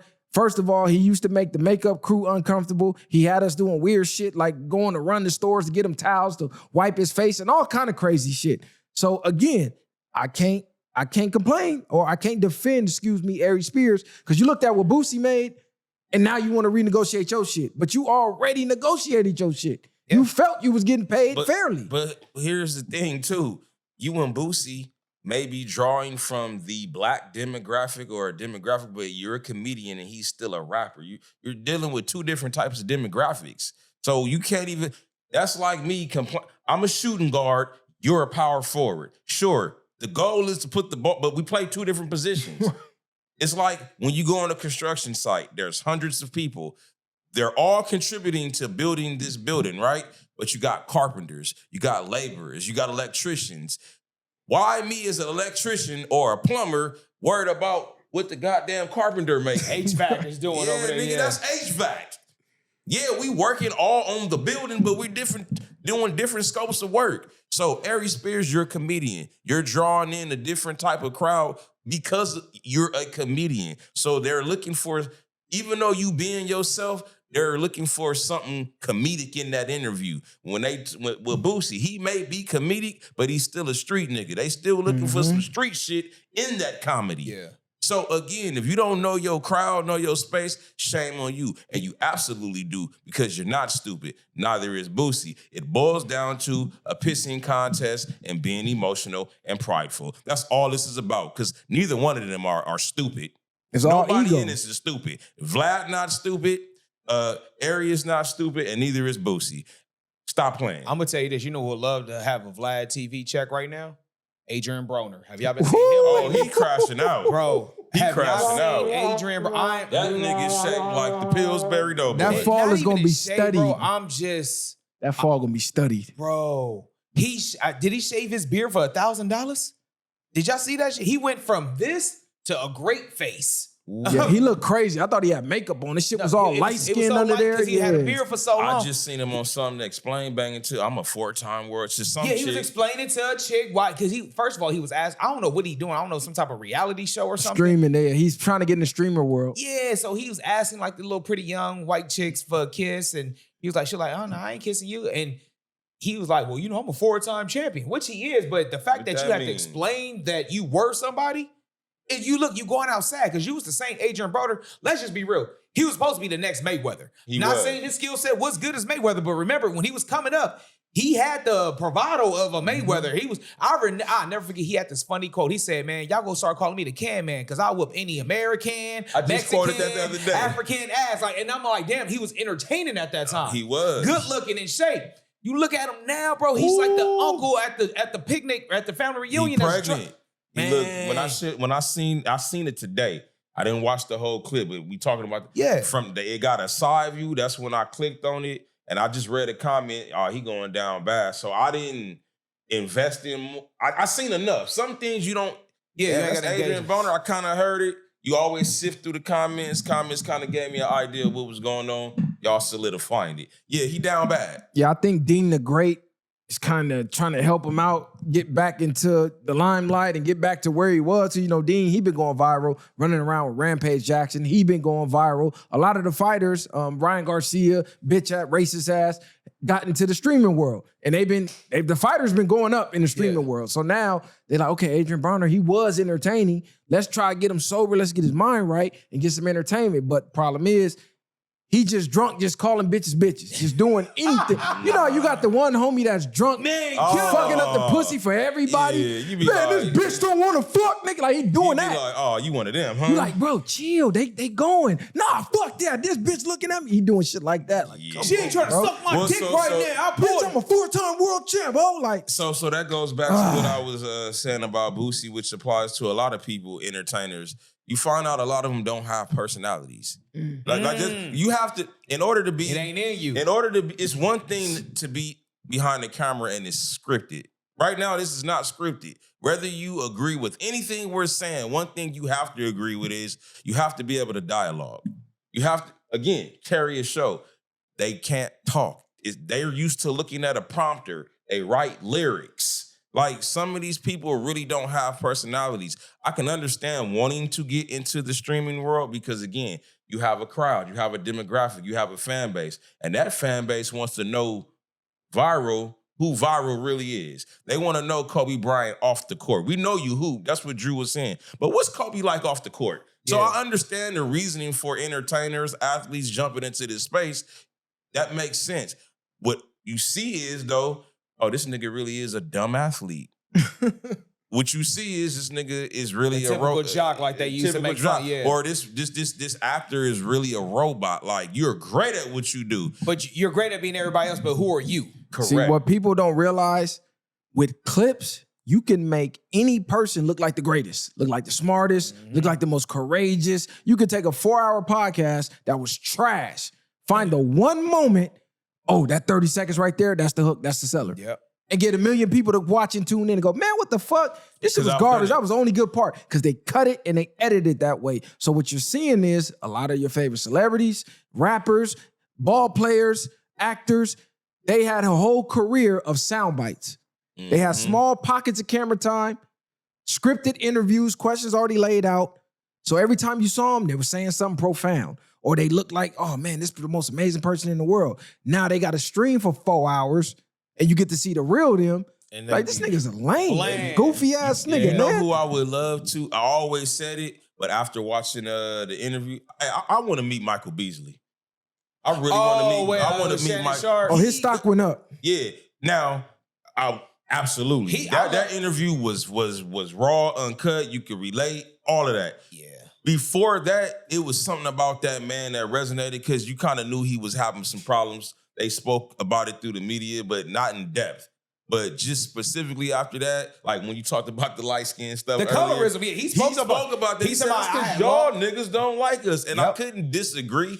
I might not have been the one doing it, but growing up, the mixed kids and the light-skinned kids got picked on by the darker and kids. he said it too. He said, man, I had long hair. My moms put braids and beret. And we know it wasn't no gay shit. That was just back in the day where you had the beret, the berets in it, like how they did with Snoop. That was just the style.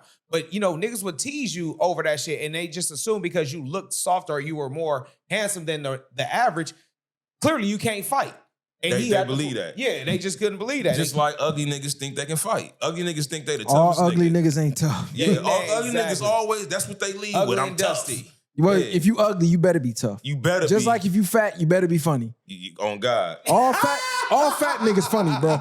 They gotta be funny. They gotta quick draw McGraw, And nigga. they will eat your ass up. The colorism thing goes back to racism. No, of course it does. House niggas, field niggas, brown paper bag test. If you're lighter than this bag, you was in. If you was darker, you was out. Get your ass in the field. No, for that's sure. where it stems from. It goes all the way back there, and it's ingrained in us, and it's still affecting us today. So this is my observation of it.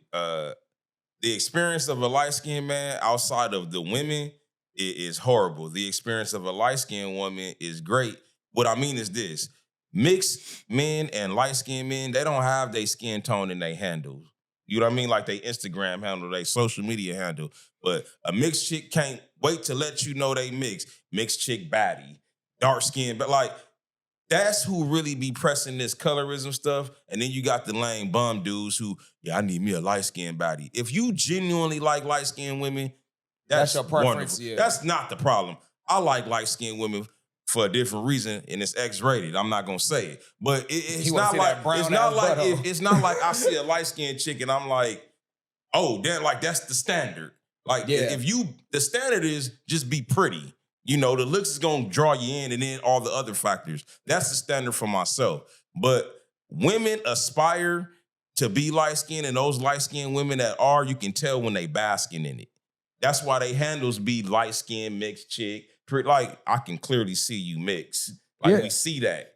Because that usually came with value from the beginning of time. Whereas the lighter you are, don't come with men being light-skinned, from what I see, that don't come with value just socially. In our people. Now, business-wise, yes, they can use that to their advantage if they appear more white, etc. But amongst men in the culture, that shit don't matter. Yeah, man, light-skinned niggas, y'all got. Shout out to Wesley Snipes because he changed the landscape for niggas. oh Because my before that, it wasn't cool to look like this, nigga. Nah. I got the blues as a kid. I remember when it wasn't cool. Wesley hit the scene. Oh, we up, nigga. We up. Oh. Yeah, I agree. I'm gonna say this, man. I think more so in the 90s, it was really prevalent as far as the colorism. I remember like jokes about girls wearing weaves, and if you didn't have natural long hair, you know what I'm saying? That was like a real thing.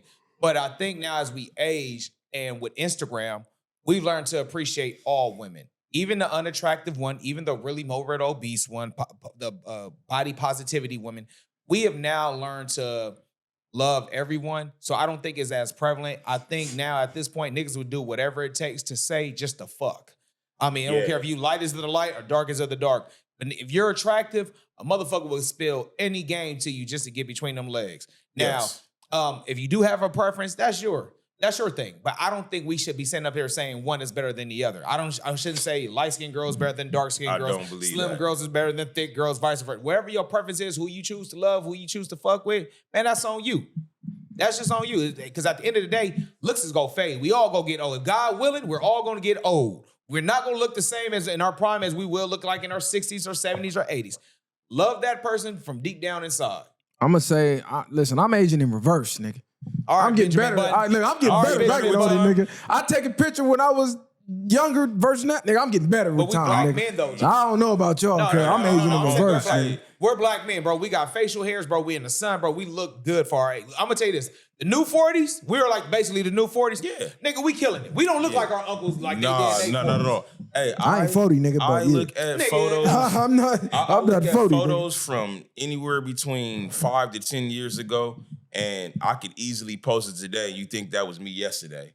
Now, some you can clearly see like, nigga, this is 2000. Like, it's Yeah, just, you was young. The can just youth, see yeah, the yeah. youth. Like, nigga, that ain't. But in that little from like 34 to now, this little 6-year span, I could post a picture from 6 years ago, and it's me. My coworkers, they still don't believe that I'm 40. I told them a couple of weeks ago, hey, yeah, my son's birthday, he'll be 17. My son be 17. How old are you, Rod? I'm 40. My daughter is about to be 11. Nah, man, you at least 31. Thank you. That's a compliment. A few weeks ago when we were shooting pool, Yeah. chick didn't believe neither one of us were our age. Told her our age, she said, yeah, and I'm blind. I'm like, serious, we show our IDs. So I'm with you. I'm on some vampire type of time right now. That part right there, I'm nigga. really on some vampire type of time. Hey, Benjamin Button. look, let me ask y'all. What is one new artist that you discovered that you think the people should listen to recently?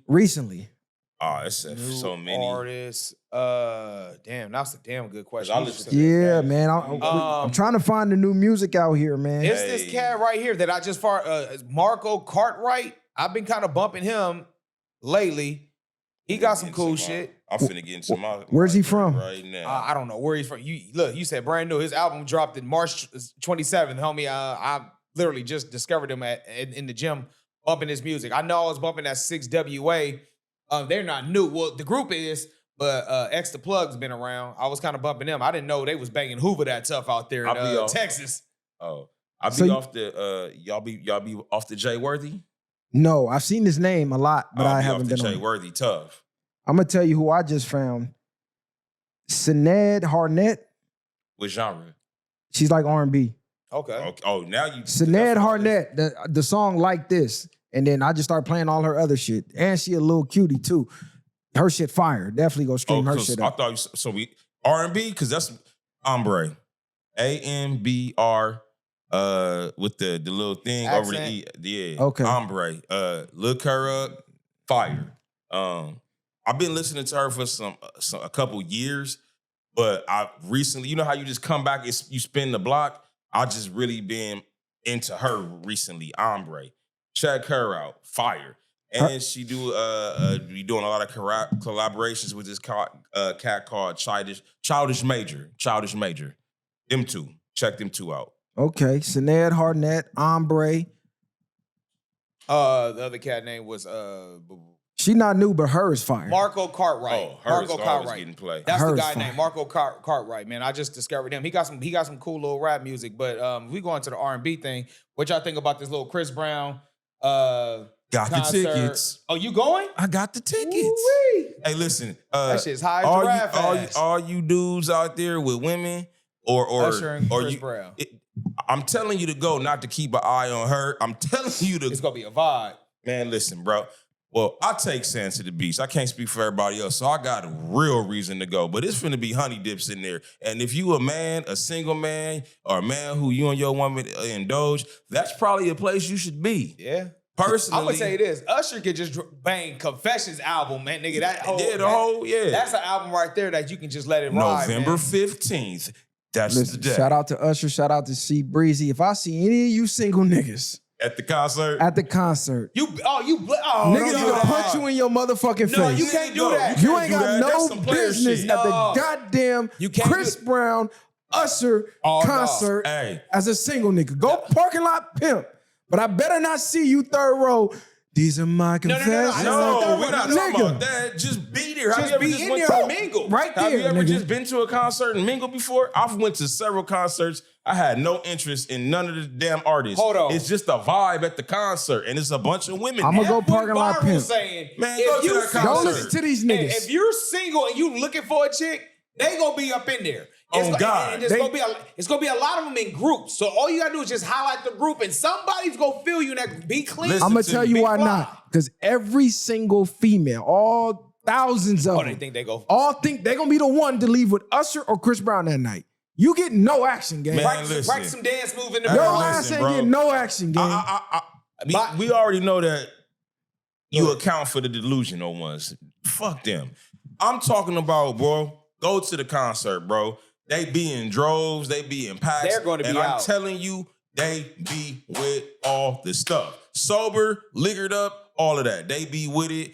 Man, listen, I be with my woman and they be ready to go then. So you single and half of them be single or cheating. Take your ass up there to that Exactly. I'ma be- concert. listen, They save either your cheating that 600. night or they single. I'm telling you, they running them draws. I've been there, done that. I'm going again. It's go. Save your little 600. Wait till the concert is over. Pull up after, and it's like shooting motherfucking ducks in the barrel. You know what? You got your pickets. You don't got to be in there singing because you get no action, bro. I'm telling you. They go in there. They got their phones out. They drunk. They want to. Would you go? I would go before. Definitely gonna as a take single your man. No. I'm As a going with my single- woman, if I but was as a a single man, if I was a single man, bro, I would slide up in I'm there, bro. going. I ain't necessarily got to buy the Pause. expensive speak. I ain't got to buy the Yeah, I sit expensive. in nosebleed. I'm walking around. I'm maxing. I'm trying to. At that point, you got to just. So you telling me when they turn them lights off, spotlight come on, Usher there, and you hear get behind the. it's 7 o'clock Bro, on the the dot. dot, I'm in my yeah. drop And it's top, cruising cruising the the street. street. Guess what? You ain't gonna sing. Nigga, I'm getting behind the female in her ear. Yeah, Nigga, yeah, gotta yeah. bring Bring it it in, in club. Yeah, this nigga's gonna be singing their heart out, Listen, nigga. going to Capping the ass nigga. concert is like being in the club with your drinks. If you ever been to a concert, even when they performing, you just walking around, you parking lot pimping in the building. People just be walking around with drinks. You be meeting people, celebrities, randoms, chicks. You be seeing, hey man, is that the homie over there? It's just like being at the club. Man. It's a It's live about to be some performance. grown and sexy shit, bro. Oh God, I'm gonna tell bro. you, man. It's Listen, gonna be some real players. I in there. know why Them niggas Rod is campaigning because he got tickets and you gonna see him there. So he gotta make the leeway now. don't do me Nigga like that. hey Rod, what the fuck you doing in here? Yeah, nigga, go watch that episode, nigga. these are my confessions. Hey, I'm gonna Nigga, tell I you was this though, bro. there. It's nigga. go because I'm gonna tell you, it's certain songs, bro. Like Chris Brown, "Take You Down," "No Guidance." It's gonna be certain songs that's gonna play that. It's gonna be a big booty thing up in there. You gonna look, Man. and she gonna be wanting somebody to grind that motherfucker on. And I'm telling you, them R&B, all concerts personally. they Nigga, be you up been in- to R&B only, nigga. You know how it goes. R&B only is different. Nigga, hold on, time out. Segue. Hey, now I gotta play the video. Listen, I'm gonna post that segue. video. We all been to R&B only. R&B only hit man. different. Listen, I don't know what it is, but once that, it's a certain level of being drunk and buzzed. You want to find that sweet spot with a woman, but when a certain song come on, it's damn near like you fucking on the dance floor. Hey, what's that? Peaches and cream. Peaches and Henny cream. Or what's it? Henny and grits. Henny and waffles. Henny and waffle, yeah, or brunch too bomb. Brunch too bomb. Brunch too bomb. You should go there. Man, listen, They we was fell up in off that though. I ain't gonna lie. no, I went to the I'm last talking one. about the height. Yeah, at the height of it. When we used to be out there, bro. Every week, nigga was. Bro, Niggas when- like, nigga, you gonna brunch soup? Hell Yes. yes, Oh, God. nigga. Yes. Nigga, that, what was that? Brunch two bomb, and what's the one we used to go, the fat girl shit? Damn, not. you talking about the big girl? Yeah, Bounce? the bigger. So it was brunch two bomb and bounce. At they pinnacle, just Brunch like, two bomb was. unmatched. Brunch Too Bomb was like a Woo, mixture different. of Angela Bassett's and Lauren Lund. It's like you had everything. You had the well-seasoned women to the young ones. Like it was just every flavor was, and then they all smelled good. It was You had Holly Berry and you had Sexy Red and Oh, everything God, in every between. one building. yes, that's Hey, a prime example. Hey, and the grits and the The chicken. food was grits and actually grits, good. yeah. Fire. The food was actually good up in there. Yeah, but- the shrimp and grits was hidden. So this one we're talking about, it's gonna be that type of vibe at the concert. Don't listen to what this nigga saying. Oh, God, Go go. out there and have you some He fun. went to the last Breezy Bowl, so that's why his listen, you notice it's a trend with these two niggas? He was there and he finna go, so they I was gotta there with my defend it. wife, so I couldn't do I'm anything. going with my woman. Listen, She I bought was the tickets. all I know is this. It was a good vibe. It was a lot of beautiful women there. And I'm gonna tell you this: the women outnumber the men. It's not 7 to 1. it's They gonna be better, one- nigga. It's gonna be more women than men. Shoot your shot, player. Be And on you- your Steph Curry shit. Hey, bro, listen. If you can't leave there with a couple units, not even that night, just some potentials, you are lame. What I'm telling you is, you can call them vulnerable, liquid courage. I don't know in them type of environments, it be up. And they don't be whores. Now, the whores gonna always do it, but they be women, respectable women, but they be ready. Like what's up? You might mess, they might be like, hey, check this out. Where you live at? You might knock down Miss Parker that They be night. whores. Okay, Rod, let's go down that rabbit hole. Now, women are now saying if a woman is drunk, it's grape. They've been saying that. Wow. They said if a woman is drunk, it's grape. They said if you have to ask more than once to convince her to let you hit, and she gives in and lets you hit, it's grape. Man, that's BS. Bro, they're passing a law. I think this is in the UK. I forget exactly where. Don't quote me. I got to look it up. Women can now say they can change their mind and it's grape. In mid, like No, fuck mid. A bitch will fuck you today. 3 months later, you know what? Oh, I really wasn't no, feeling man, that. get that And out you of might here. got a case, nigga. Nah, that's outrageous. You might got a case, nigga. See, and Save they your text message, fellas. oh God, hey, but here's the thing. Sheesh. They've been pressing that whole drunk thing for a minute, and that's why for years I've always lived by.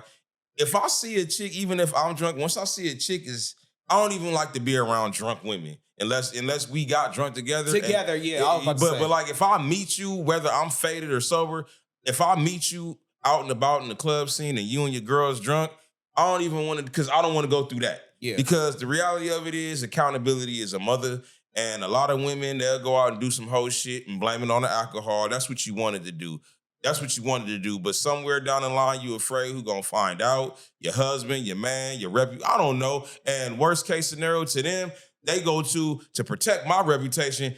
They great me. That's that sneaky pussy shit. And I hate when women do weird shit like that, where say we're like at a hotel room and you know what I mean? And you know what you came here for. Yeah. Let's not play dumb. And then you got this regret all afterwards. Don't do that. Just accept your accountability. You didn't have a great sexual experience with that person. Don't. take the Is it grape on their behalf if you drunk too? Because if I'm It drunk should and be. she That- drunk, it's a how double the fuck standard. is it grape? Bitch, You know I'm why? drunk too. You know why it's Right. a double standard? It's always a double standard when it comes to us. We can't get away with that because we can never be victims in the law. Ever. Men can't be victims when it comes to women. It can be domestic violence. Prime example, if your woman was to slap you in public and the cop was to look, he'll probably look and be like, all right, that's Yo, just he it. probably deserved Now it. let's reverse the roles. We slap our women in public, in front of a cop. All times we getting gaffled up. It's it's just double. So, this is one Pete, of the double standards that just don't fit us. Back in 2005, because I used to watch a lot of 2020. That's my shit. But I was watching 2020 and they did a whole, it was an hour show. 45 minutes of it was about what you was talking about. They did a scenario. They showed a domestic dispute in public. They showed the woman being the aggressor. And to what you were saying, the men, everybody found it funny when she was pulling on him, yelling at him, doing this to him. It was even a couple women walked by and championed it. Was going like, yeah, like you don't even know. You just, so that's the world we live in. That was a real life social experience. They showed the man being equally as aggressive. Random men, strangers. Stepping in. Even women. Women, like, she can't do nothing with this man, and you can't. But they was bold enough to step to him. So that's a real thing. Men, we're not looked at as humans. Yeah. They don't, we're quite Can't be literally victims. objects. That's all we are. But you want us to show our feelings. If we don't show our feelings, you say, oh, that strong, silent type shit is sexy, but it Stoicism. get played out. That's But stoicism. then if we express ourselves, now I'm being a bitch. I'm feminine. Man up. So like I keep saying every time, not just women, but the world wants us to just be, they got the remote and they do this to us. This is what we supposed to do as men. We can't have no personality. We just go with what y'all doing because, like you said, they make us a monolith. In general, we're not real to them. The only time we're real to them is when our presence is gone, when we die, and we were actually, damn, Daddy really did make a difference. Man. Damn. We can't receive our flowers while we're alive. CG really did. It's crazy. I just had this. I had this conversation just earlier with a buddy of mine. We were talking about parenting, and I said, dads are usually the villains because we got to be the authoritarians, Yep. and our appreciation is like a long-term investment. Mom gets the love and appreciation Right now. right there, right now, because she caters to the emotions and the feelings. Pops gets the love and appreciation later on down the line, either when he's gone or when they grow up and now they got the family and they in Pop's shoes and Pop's position. Oh, I see why Dad did that. Oh, I see why Dad used to tell me that. Bars, oh, shit, I see. Now they get it. But they don't get it in the moment. In the moment, think you you the being villain. mean. You the bad guy. And I have to even That's though bars, she don't bro. get it, I constantly let my daughter know, Daddy is being hard on you. Yes, I am. It's because I love you. Daddy is not being mean to you. I don't want you to, for lack of a better term, I just straight tell her, I'm like, I just don't want you to be out here and be stupid. Like, it's like Chris Rock said, I don't want my kids to turn 30 and realize that the world don't really give a fuck about them. So that's what we ingrained into our kids. That's the bottom line from a man's standpoint. We know the real realities of the world. We start learning that shit fresh out the womb. Out the womb, men have been told no our whole lives. That's why that shit don't affect us like that. It shouldn't. So for all you dudes that act like, what you just say, when you keep badgering a woman for sex, no mean no, my nigga. When she say no, nigga, just let it go. This the fucked up part though. They'll say, I wanted to see if you was gonna fight for it. And I'm not. Bitches would tell you no on purpose I know. just for you to beg to stroke their ego. And you gonna get a rude awakening with a nigga like me. Man. Many of women have lost, they've thrown manies on me because you don't get, I had one chick do all of that with me and just was like, so you really don't care? You just really nonchalant. I said, no, I don't play childish ass fucking games. Bro. Ain't nobody finna do that behind you. The ratio, and it could be more, of women to men is 6-1. You think I'm finna run behind you, bitch? And forgive my language, but I'm not doing that. And I wouldn't want you to do that with me. I don't like nobody that don't like me. So any inclination to know whether you telling the truth or not, that makes me, I lose interest. I don't want nobody that don't want me. So if you want me, you better speak up. Because if you play that nonchalant, I'm not interested road, you're going to be in for a rude awakening messing with someone with my personality. Yeah, trait. I'm not fucking with nobody. I gotta always text first. Yeah, I was never on your mind ever. You never thought Ever. to just wake up and reach out. So if I never text you again, I never hear from you again. Come on, that's a red flag right there. It's always a treat when three players meet, bro. Like you just said, if I'm never on your mind, if I gotta go above and beyond for this, just know, and not to sound cocky, what you won't do, another chick will. They doing it. That's why you need the side bitch. Exactly. Side and you bitch sometimes, doing and at times you do gotta flex on women to let them know, like, hey, when we out and about, I may act a fool. Just to let you know that You ain't even gotta let them know. Yeah, possible you right are now. replaceable. You bitch. ain't gotta let them know. This is it. I'm a proponent of you should always have women in proximity. The woman you with, I don't give a damn how serious you is with her. You don't necessarily have to be indulging in other women. They just need to be aware that they're around. I reiterate, I say this term all the time. It's called, competition anxiety. Boom. Competition anxiety is real. I press that line at a high level because when there's other competitors around, whether they pose a threat, the fact that they're there, it keeps you on point. But when you the only one, by default, you tend to get lackadaisical, comfy, and I've found that women tend to do that in their relationships or when they dealing with a dude. You start off dropping 25 a game, 25 and 6. You know what I'm saying? You the best player on the team. But somewhere, because you the best player on the team, you feel like you ain't got to show up to practice no more. What I was just say, we talk about practice. That's how y'all start acting. But then you get somebody, that fresh new blood come around. That new all of a recruit on the sudden, team. And I know it to work because I've done it to close lovers. So I've done it to my woman. She don't even know, and I'm saying it because it works. Wait. You saying you Competition anxiety. You listen. You brought other women around your woman? Not around. What I'm saying is they need to know that. That's They need to know other women want you, bro. Yeah, in some Prime capacity. example. You don't gotta throw it in. It's just you gotta be real subtle. It's how many of us have been told by women, "I know you got bitches." Oh yeah. That's what I'm saying. You need to set that tone. I'm glad you know. As long as you know. As long as you know, bitch. As long as you know. Facts. You tell all the bitches this. You make all the jokes like, Listen, yeah, I know what you mean. don't nobody work harder for a man than a woman that just got cheated on or thinks she's finna get cheated on. Oh, God. Now your girl want to suck your dick extra sloppy. She throwing it back. All of a sudden she cooking with no problem, folding clothes. Why? Because now she's threatened that you finna leave her for this bitch. You could just be at the restaurant, taking your girl out, let you have a cute waitress. And she be extra friendly, extra nice. Hold on, what you saying? Thank you like that to that bitch? Oh, they get the You ain't never had your God, nah, yes. You ain't never had your girl. Do you know her or something? Why she smiling at you? Hey, that happened to me at Fixin's downtown LA, the soul food restaurant. Bro, I didn't realize the waitress was only catering to me. Hey, how's your food? How's your drink? Do you need me to refill your Kool-Aid? Whoop-de whoop whoop whoop.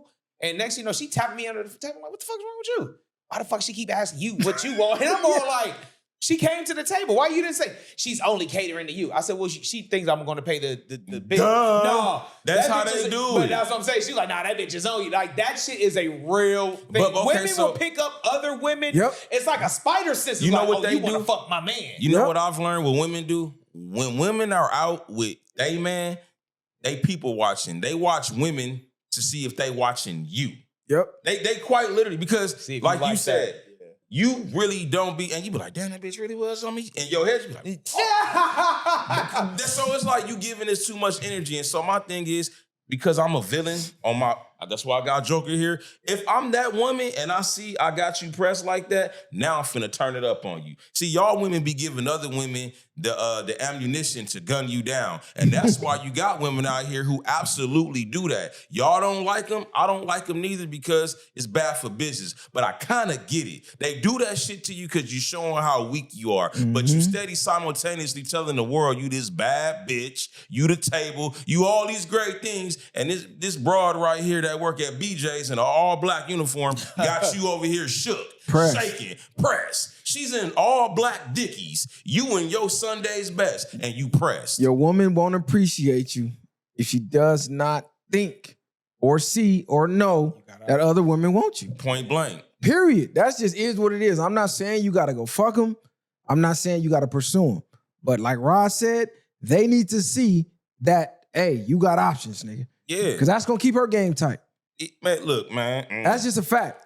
Listen, man, I got a chick right now I ain't never slept with. God bless her. She sends me affirmations at 5 o'clock every morning. Every morning. You can't even send a nigga an affirmation? That speaks volumes to me. I appreciate you sending me words of positivity to start my day off. It's stuff like that, ladies. This is not my woman. And you can't even do that for the man you sleep next to every day. He wake up in the morning, you looking at him like, nigga, what you looking at? It's stuff like that that keep you. You got girlfriends and you got wives. Most women are girlfriends. That's typically casual fun. That's real talk, bro. Most women aren't wife material. And that's where they have to understand that. Every woman is not going to get a championship ring. And they have to understand that. And then it's okay. It's cool to be a girlfriend. It's cool to be a side chick. Hell, it's cool to have just a long-term on again, off again situation with somebody.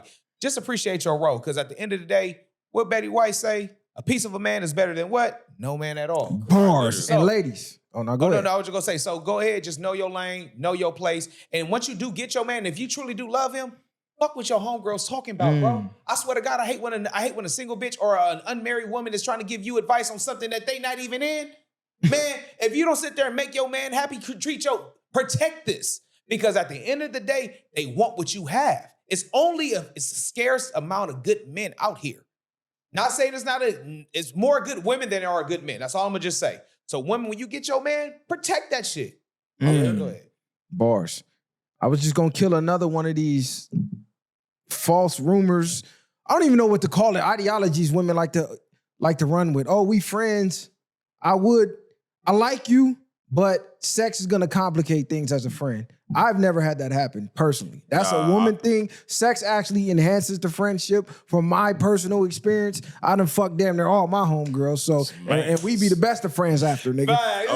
Listen, that be the best thing. Y'all go out to the event, you try to bag something for the night, she trying to, fuck it, neither one of y'all bag something, or at least y'all got each other at the end of the night, nigga. That's how it goes. Rinse, cycle, repeat. It's nigga. called the bartering system. Everybody should utilize it, quite literally. literally the bartering system. It's called a homie lover friend. R. Kelly dropped the song. I know he not America's favorite, but he got bars. Homie lover friend is what we all be wanting, and most of us have experienced it. Some of us still have that. But if you had a homie lover friend, then that's what we talking about.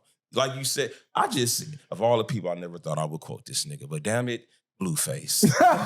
I just seen Blueface say some shit the other day. I don't know who posted it, where I seen it at, but he said, man, all I need is 3 women at all times in my life. Anything more than 3, that's too much. He said, I need a main, but my main gonna get on my nerves sometime, but I love her. And so I need a side broad, because the side broad gonna make it easier for me to deal with her, but even your side chick get on your nerves. So the third chick, oh, that's the homegirl. That's the one, she get niggas, I get broads, and we fuck from time to time. All she like to do is fuck, do all the nasty shit. And I could talk to her about everybody, including the other 2 bitches that's getting on my nerves. Right. And that's how I go. Because the homegirl you fucking eventually is gonna help you with your relationship when one come along. And so the other 2 are helping with the main one. That's the most important. And the homie lover friend is helping with both of them, because your side chick, your mistress, whatever, your girlfriend, niggas like their girlfriends. Hey, I love y'all dropping bars, because what y'all niggas just said, it gave the affirmation what you said episodes ago.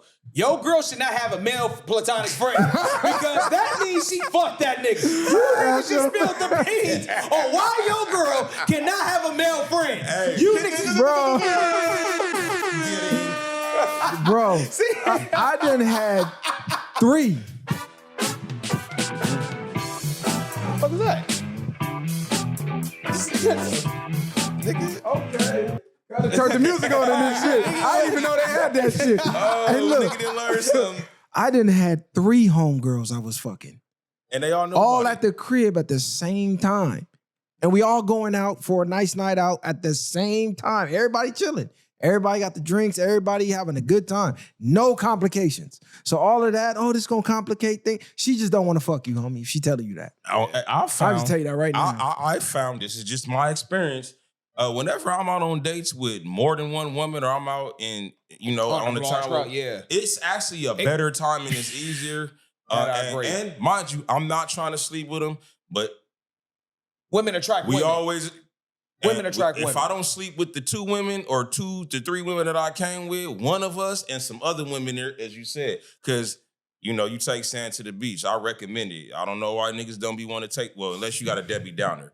But what I'm saying is, whenever I've gone out with 2+ women, it's usually a great time. They let their hair down. It seemed like they be more tense when it just be you and them one-on-one. I've gone out with platonic homegirls where I was like the only dude, or it was just like me or 2 other dudes or something like that. And when you do talk to other women, what the women will say is, which one of them is your girl?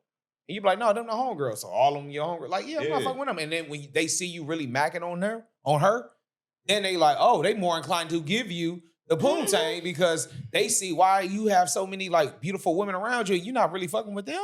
Yo, every nigga know you gonna see the baddest female that's giving you the most play when you just out shopping with your girl. Every time. You out in Target, you out in Ross, TJ Maxx, the fucking baddest bitch you done seen all year, all of a sudden following you around the aisle, giving you the look, waiting for you to say something. You can't even look at the bitch. You ain't seen that meme it keep popping up in my algorithm. It said how you look when you at the club and you out the game or you retired, how the baddie looking at you in the club, and she was like, I was like, man, that's why just sit there on bother. Like, so look. I'm not out the game. However, there's still decorum. So what I'm saying is, although I have the past to still indulge, it don't mean hit everything at all times. So it's still times where I'm out with my woman and it's not acceptable. And I still fall in that category because I'm like, of all the damn times. Of all the motherfuckers. And this works for me because it's like 9 out of 10 times, I got, hey, baby, can I get her? Can we get her? But this one time, we had a funeral. That's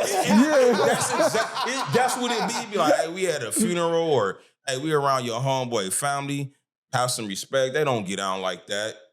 It be that, and it be like, but she giving me the, baby, she with it. She with it. her daddy don't know this, but so we go through that. It's the most inopportune times. Always, the baddest always. bras, and not only are they they really be like Own it. They really I mean, be they like, be so on what's it. up? They be on it. Be like, man, boy, baby, I done been out here suited and booted in $100 million suit, and you ain't looked my way not once. Now I'm out here in some holy ass sweats with my chick. And you want to give me all the That's play. the what? The competition factor. Competition She want to see if she anxiety. can get you from her. Yeah, competition anxiety. That's really what she want to see. And I think they be on that type of time. You got to understand, there are men and women, and I think I've been guilty of it at some point. What's the fascination with smashing somebody else, chick or dude? The fact that I'm smashing somebody else. Like, I got that. This is supposed to be yours, That we're right? not supposed to be doing Yeah, sex. this hit is supposed to harder. be yours, right? Bitches will give you a threesome because they like your girl. Oh, yeah. And you just the bonus. Oh, yeah, you can hit this if I can hit your girl. That's why I tell you, take sand to the beach. I'm a living testament of it. I mean, I think I got game. I don't think I'm a bad looking guy, but a lot of them nights had nothing to do with me. You just was the plus one. I just happened to be the prop. Nigga was the plus one. Plus one. So your girl take tough. sand to the beach if your chick is cool like Hey, that. but on that note, we finna get up out of here. I will go all night, but I'm off like 3 hours of sleep. Don't worry about it, bro. I did not get the we energy were drink almost like 2 hours, Rod. man. We almost 2 hours, bro. We went strong. yeah. We gave y'all some great content. On God. Like and subscribe. Hype up the video. We'll have a full house next episode, man. On God. Be on the lookout, man. Viral way or no way. Praise God. Alhamdulillah. Ain't no handouts, I did it from the ground up. In the streets, thuggin' hardest where they found us. Got a problem, nigga, watch my troopers mount up. My bitches bang too, and you a lame though. You niggas ain't outside, yeah, we came through. You want your lights up, we put you on the shade.